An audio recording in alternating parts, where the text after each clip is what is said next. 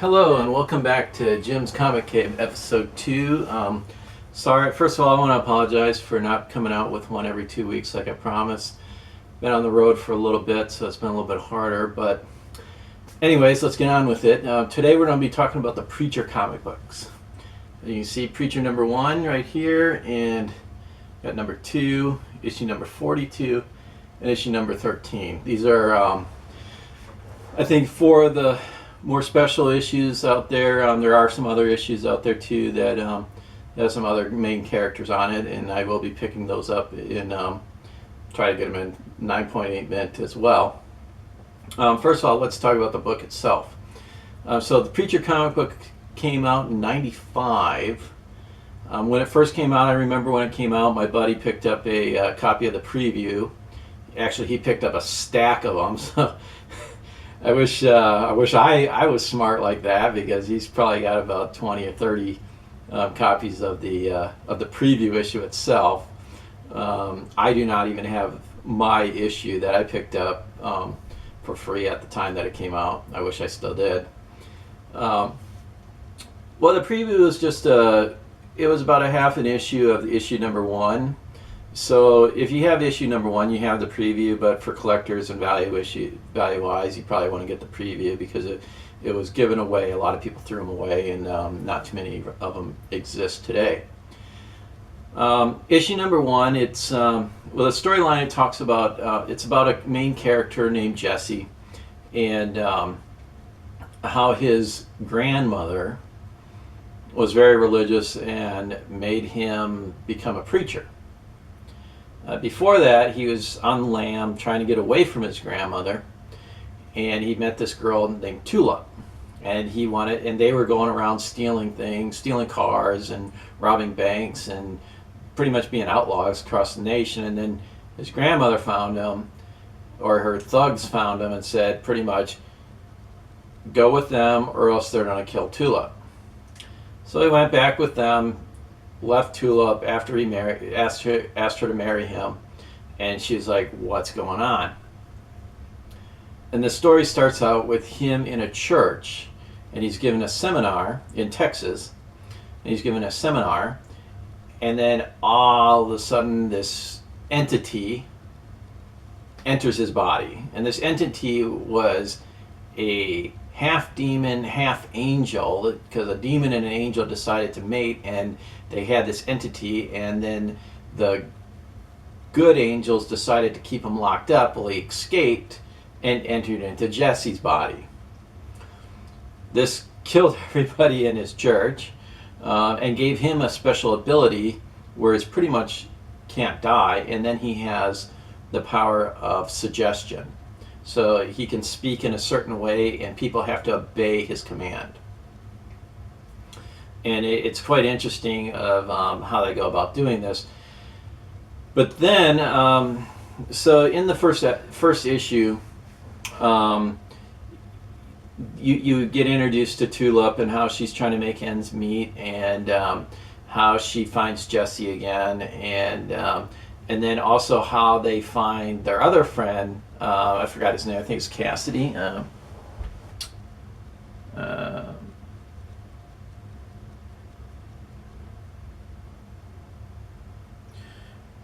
Yeah, Cassidy. And Cassidy is a vampire. So you have this preacher who's possessed by a demon/angel, and this girl who tried to be a hitman but didn't make it, and a vampire going across the nation to find God to take this entity out of him. And it's quite interesting. You know, at first, the first couple of issues, I was like, okay. I mean, it's interesting, but the more and more you read it, it's like, wow, you know, this is really well written. It's thought of. It's like a little adventure that they go down, and different things happen, and then you have these villains that try to find them because they want this entity's power. So in issue 1, it actually introduced the Saint of all killers, and he's this gunslinger that he's got special guns and he can actually kill um, um, divine entities. But he really shows up in issue 2. I would say issue 2 is more or less his first appearance, but he is in issue 1. I will give him that. But issue 2 is more of him, and he's like the ultimate villain against the preacher. But I mean, he comes in and he goes, and he's like 2 steps behind Jesse, all like as the story goes, and he catches up with him time and time, and they have little battles. But usually he makes a deal with the saint, and he gets out of the saint trying to kill him. And then you have over here, you have Herb Starr, which issue number 13 is first appearance of him, but I gotta say it's more or less like a cameo, just a couple pages. And issue number 14 is a full story with Herb Starr. Herb Starr he's like one of the major villains trying to take the power of the entity that's in Jesse. So he's a pretty cool villain. He does some pretty. I mean, one thing I gotta say, this is definitely a story for mature readers. Do not have your children read it. It does have sex scenes in it. It has cussing in it. It has things that children probably just won't understand. So it is definitely a mature reading title. And then you have Quentin, issue number 442, which is the Butcher. And he's another crazy villain, I call it. I mean, he's just, I mean, it's bizarre. The way that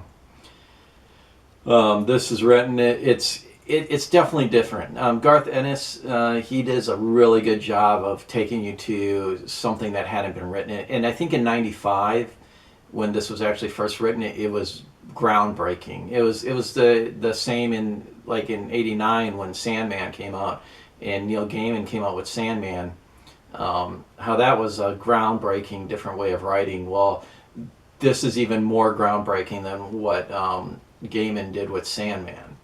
It's just out there. It's bizarre. It's different, and it is that. It's definitely a different type of reading. If you're looking for something of not the norm, even for today, even though this came out in '95, this is still not the norm of writing of today. You can see more and more titles going towards this way, but this was definitely groundbreaking style of writing back in '95. It's a definite buy, in my view, especially now with AMC coming out with a TV series on it. I can't see anything but this title just increasing, as long as they do a good job. I mean, and let's just forget about the TV for right now, and let's just look at the book as a whole. I was purchasing these books before I found out that it was coming out with the TV series, just because the storyline itself was great. And I was just looking for something different to read. So I got lucky. I was able to purchase my books when they were fairly cheap. I think now Preacher number 1 in 9.8 is going for about $800 on eBay. I got mine when it was about $300 in a 9.8, and ungraded you could pick them up for about $20-$30 at the time. So so that it was a good investment for me. But like I said, I don't really sell my books that often, so I'll never regain the benefit, the profit off of it. Some other books that I'd advise you to get in the Preacher comic book is issue number 14. I really consider this the first story of Herb Starr, and that series run The Hunters. That's a pretty good storyline. And the bad thing is, so they make trade paperbacks of this, and if you're on a budget, I definitely recommend picking up the trade paperbacks. For the sole reason it's a good story, you'll enjoy the reading. Now, if you're one of those people that you pick up the trade paperbacks, you read it, you like it, and then you have to have the originals, you might want to save the money of picking up the trade paperbacks and just get the originals, because I guarantee once you read this, you will enjoy it. If you have any questions, I don't want to really get into too much of the storyline. I know the TV series is coming out soon. I'm looking forward to it. I'm hoping that they do a really good job. I've seen one preview on it. I don't know if they're going to follow the storyline verbatim, like they do with The Walking Dead. But if they do a good job and they stay true to the way Ennis wanted the preacher to be told, then it should be a good TV series as well. Like I said again, my favorite issue is number 14. Another one of my favorite issues is number 42, just because of how bizarre this character is. I like stuff that's a little bit different. This is definitely a different storyline. So, I'm not really going to go too in depth with it. Just read it. Next, in 2 weeks, and I am going to try to be here and have the third episode out. So in 2 weeks from now, we're going to do another episode, and we're going to be doing it on Scalped. This is another storyline that is definitely different, and I'm going to go through and talk about why it's a good time to pick up this title now instead of later. All right, stay tuned for Pick of the Week. That'll be coming up shortly right after this, and I hope to see you all again in a couple weeks. All right, thank you. Bye-bye. Welcome back. Now we're at the portion of this episode of the Pick of the Week. So first off, I'm going to go through and put up the contenders. I guess you could see which one's going to win, but I just want to make sure that you understand that I did, since it was 2 weeks, there's a lot more issues that I looked at. First one was Monstrous number 2. The other one was Red Wolf number 1. It seemed like there was a lot of number 1s this week. So third one's in the new All New Inhumans number 1. And believe it or not, a Image First came out. It's Nowhere Men number 1. This one actually came into one of the contenders, and I'll talk about that a little bit here too.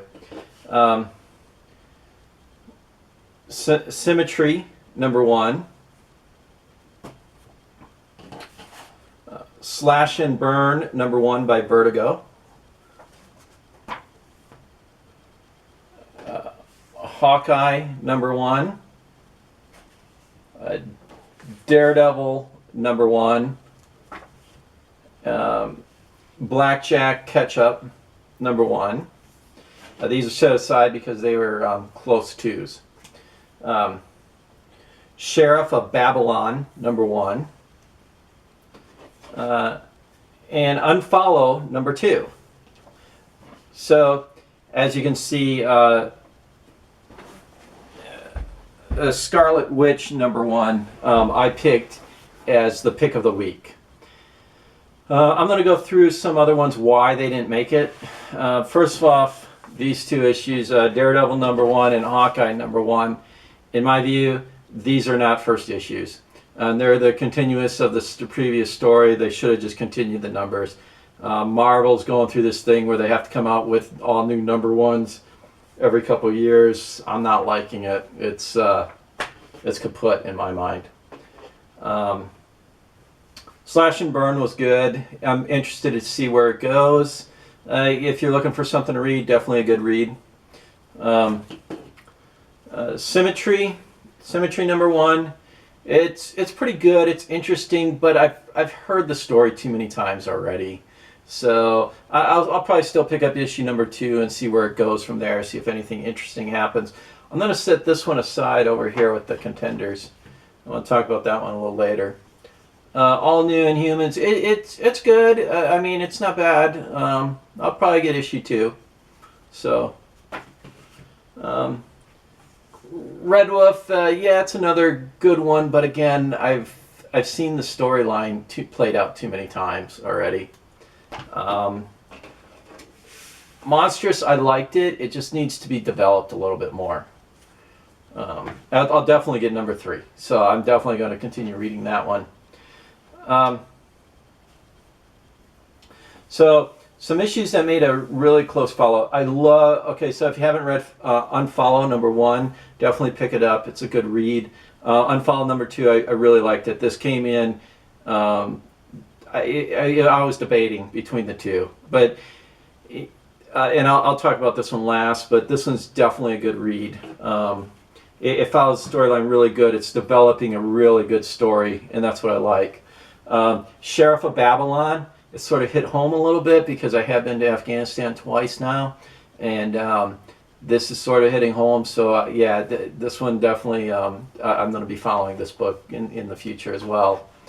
And I was really surprised. Blackjack Ketchup. I really liked it. I thought it was really good, and I'm definitely going to follow this storyline. I definitely advise picking this up. Here's an interesting one. I actually have the originals of this, and it's been so long since it came out. And I saw that they're coming out with an image first, and I was like, well, why? Because they stopped at issue #6 and they never really finished the storyline. It really made me upset. I read it again. The only reason why it's not up there is because it's an image first. If you didn't pick up the originals, definitely pick up this image first.